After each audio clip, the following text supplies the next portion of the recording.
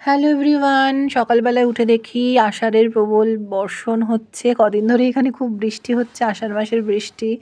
আর এখানে আমি কচু শাক বানাবো। কচু শাকগুলোকে ভাপিয়ে নিলাম, কড়াইতে জিরে, পাঁচফোড়ন, তেজপাতা দিয়ে ভাপিয়ে রাখা কচু শাকগুলোকে দিয়ে দিলাম। আমি কচু শাকগুলোকে আগে থেকে সিদ্ধ করে রেখেছিলাম।